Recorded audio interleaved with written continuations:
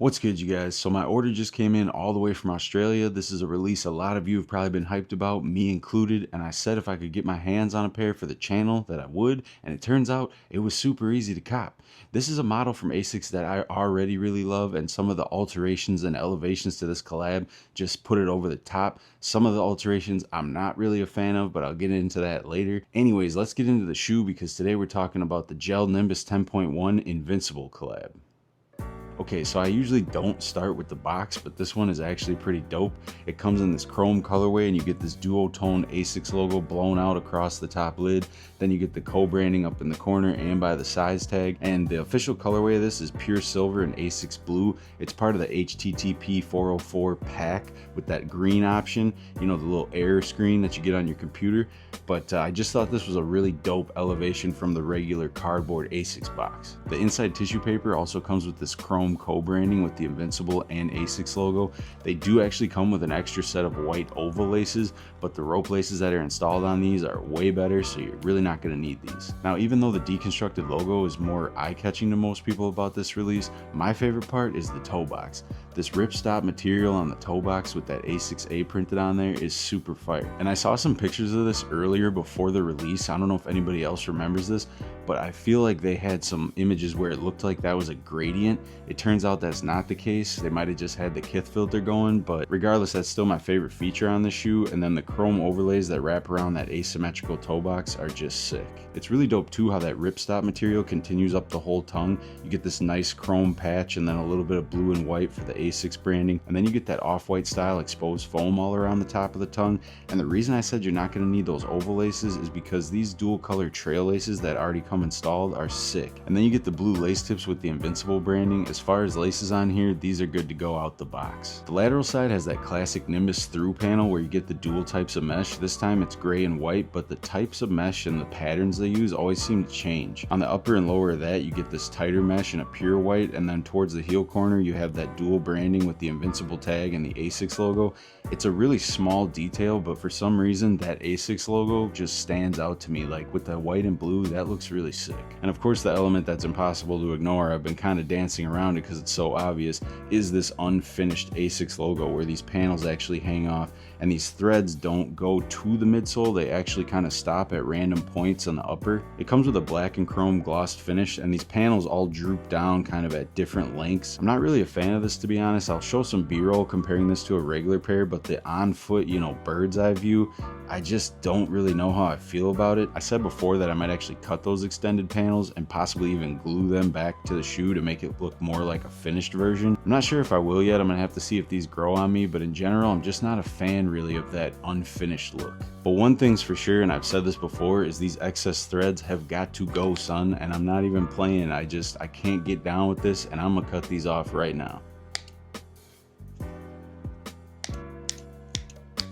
I don't know about you guys, but I feel better already.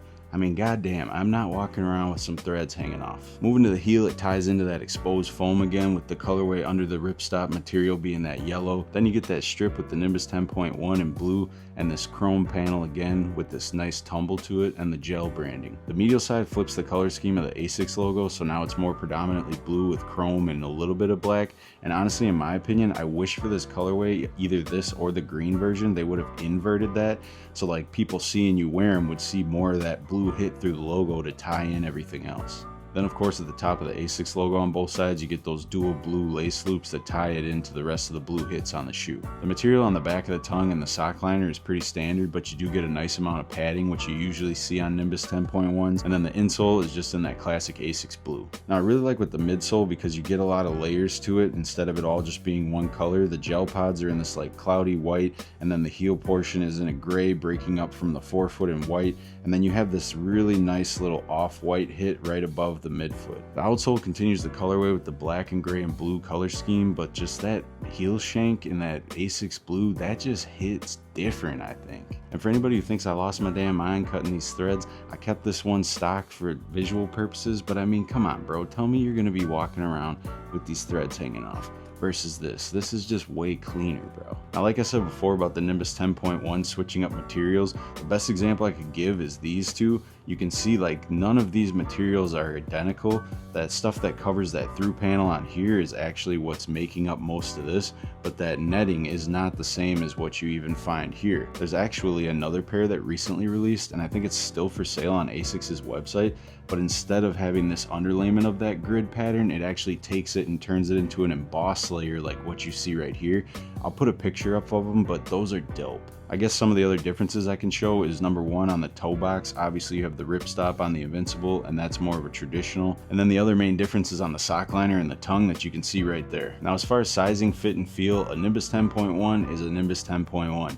These fit true to size. I was able to put the move-in soles in either one or without. Either way you're good, and it doesn't bump your foot up too much to where it's going to be irritated. And the comfort is obviously on point with that Gel Keanu 14 midsole. Nice smooth ride. And I have wide and flat feet, and I went true to size, so I really don't recommend anybody half sizing up on this. The only other slight difference is the back of the tongue, obviously, for on-foot feel, because this has that off-white style deconstructed version, which is a lot thinner. The more traditional one gives you a lot more plush foot feel. You're only really going to notice that though if you already have a traditional pair of Nimbus 10.1s. Generally speaking, on foot though, these things are super hard. I mean, the colorway is dope.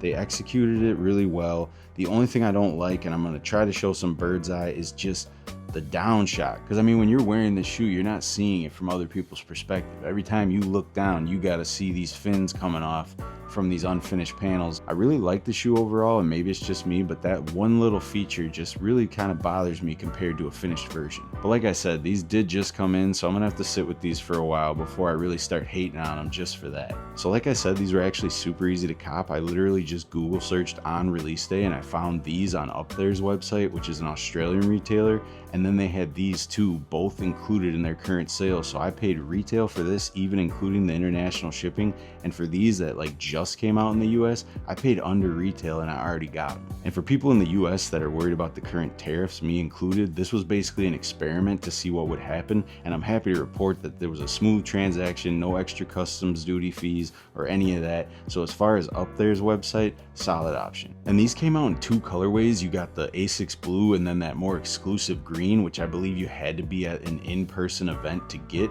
So I thought the price range difference would be way more huge on the green ones, but even looking at GOAT, they're floating around depending on size in a relatively similar price range. So I mean, if you have a preference, I would have preferred green, but I just thought there was no way that was gonna happen.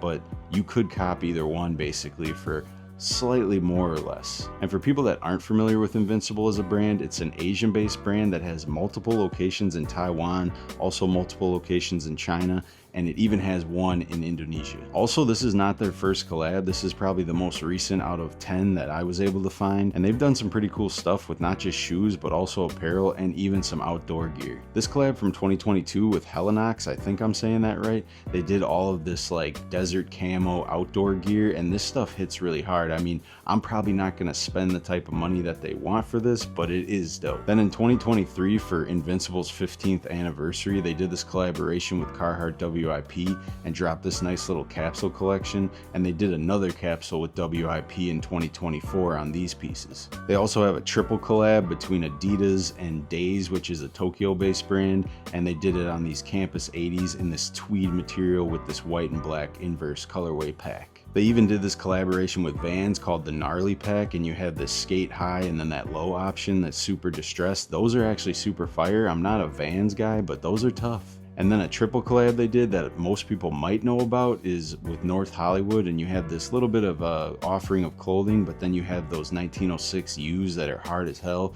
and those are just like super hard to find. And somewhat more recently in 2024, they collabed with the North Face, and they got this whole capsule of jackets and pants and other options. Then they even did a collab on the Cloud Monster 2 with On Running in this like white cream colorway, kind of basic for me, but if people like On Running, that's a solid pickup. And then the most recent collab collab they did just before the Nimbus 10.1 was with Adidas on the Handball Special in these two colorways with that kind of exposed layer on the toe box. It's a nice look and I like those white ones. And if you like anything from those collaborations, a good amount of it is still available on their website. The Carhartt WIP stuff's still on there, the North Face capsules on there, and even that Helinox outdoor gear that's super tough, that's on there too. So if you're interested in any of that, go check that out. Some of the prices are a little bit too rich for my blood, but some of them are actually fairly priced and affordable. But anyways guys, that's going to wrap up this review on the Invincible Nimbus 10.1 collab. I'm going to get back to chopping off those random threads, and I'll update you guys if I end up hacking these panels also.